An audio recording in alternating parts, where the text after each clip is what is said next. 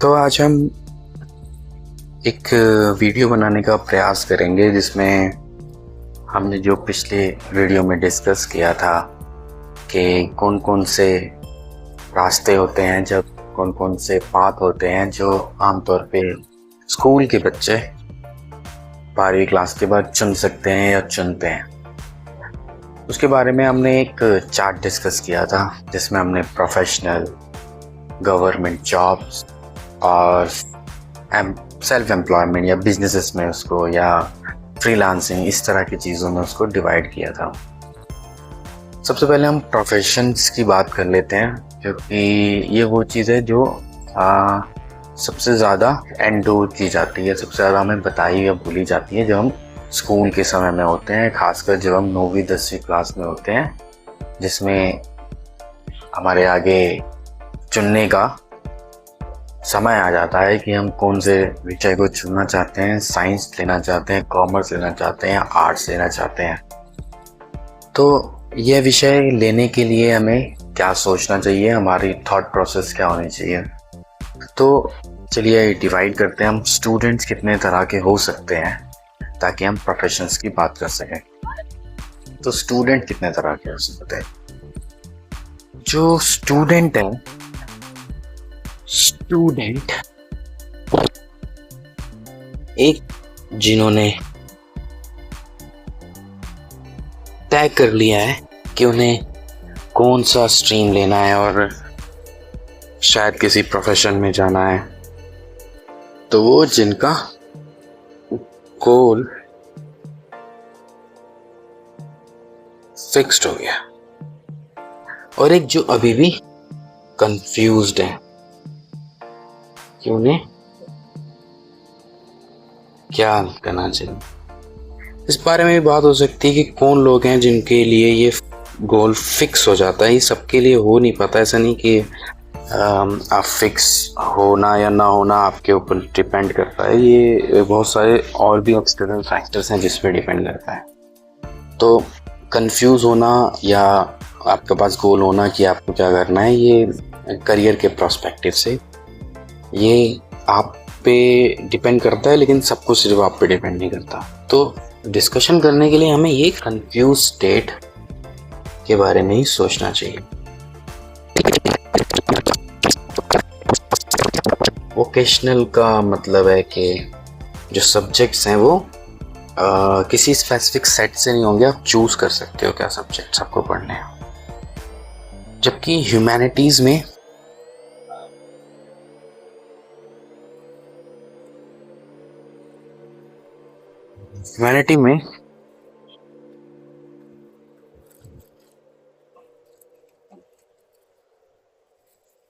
आपके पास कुछ fix subject हैं, वो हैं तो आप बोलेंगे हम कि आप ह्यूमैनिटीज में हैं। जैसे आपके पास पॉलिटिकल साइंस हो, इकोनॉमिक्स हो, हिस्ट्री हो, इंग्लिश नहीं लिखूंगा मैं, वो सब नहीं चाहिए, इस तरह की चीजें।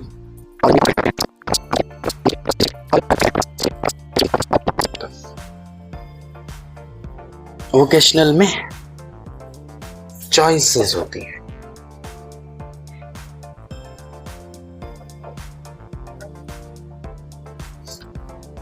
अब ये सब सब्जेक्ट का डिवीजन इस बेसिस पे हुआ कि आप कौन से प्रोफेशन या कौन सी एकेडमिक डोमेन्स में आपको आप इंटरेस्टेड हो। सपोज अगर आप इंजीनियरिंग या फिर मेडिसिन साइंस में जाना चाहते हो, मेडिकल साइंस में जाना चाहते हो, और केमिस्ट बनना चाहते हो या साइंटिस्ट बनना चाहते हो इन टर्म्स ऑफ साइंस, तो आपको साइंस जैसे विषय को चुनना पड़ेगा।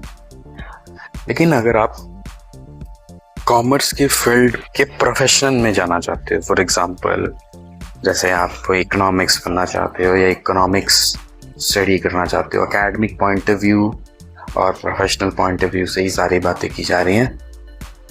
तो या आप चार्टर्ड अकाउंटेंट, कंपनी सेक्रेटरी या कॉर्पोरेट लॉ के किसी डोमेन में आप चाहते हो पढ़ना या एकेडमिक अपना करियर बनाना, तो ऐसी सिचुएशन में आपको कॉमर्स चूज करनी चाहिए। और अगर आप इन कोर्स सोशल सब्जेक्ट्स में इंटरेस्ट रखते हो, सोशल इश्यूज में इंटरेस्ट रखते हो और उसके बारे में आप जानना चाहते हो या उससे रिलेटेड एकेडमिक स्टडीज़ में जाना चाहते हो, लॉज में जाना चाहते हो, तो आप ह्यूमैनिटीज़ भी अच्छे से लेके पढ़ सकते हो। डिफ़िकल्टी लेवल किसका क्या है, बच्चे ये भी सोचते हैं कि कौन सा सब्जेक्ट आसान है और कौन सा सब्जेक्ट मुश्किल है। आम तौर पे साइंस को मुश्किल माना जाता है और कॉमर्स को मुश्किल माना जाता है, आर्ट्स को लोग इजी कहते हैं, ह्यूमैनिटीज़ को इजी सब्जेक्ट बोलते हैं। लेकिन सच्चाई ये है कि साइंस, कॉमर्स या ह्यूमैनिटी तीनों ही सब्जेक्ट डिफ़िकल्ट हैं। मैं कोई झूठा आश्वासन नहीं दूंगा कि ये सब सब्जेक्ट इजी हैं, ये मुश्किल होते हैं। आजकल पढ़ाने से पहले ये बोलने का ट्रेंड हो गया है कि बहुत आसान है, तो नहीं, ये आसान नहीं है, ये काफ़ी मुश्किल है। और सिर्फ पढ़ाई नहीं मुश्किल है, ये पाथ पे चलना भी आसान नहीं होता, क्योंकि एक लंबी जर्नी लगती है आपको किसी भी प्रोफेशन में जाने के लिए। तो डिफ़िकल्टी के हिसाब से मैं कहूँगा कि साइंस, कॉमर्स, ह्यूमैनिटीज़ तीनों इतने डिफ़िकल्ट हैं। बस साइंस में वो डिफ़िकल्टी का रियलाइजेशन जल्दी हो जाता है। आपसे न्यूमेरिकल सॉल्व नहीं होंगे तो आपको लगेगा कि साइंस मुश्किल है, जबकि कॉमर्स में अगर आप अकाउंट्स के क्वेश्चन नहीं बना पाते तो आपको लगेगा आप अकाउंट्स में ख़राब हो, तो आपको रियलाइजेशन होती है। बट ह्यूमैनिटीज़ में जब आप क्वेश्चंस के आंसर लिखते हो तो वहाँ कोई आंसर नहीं आ रहा।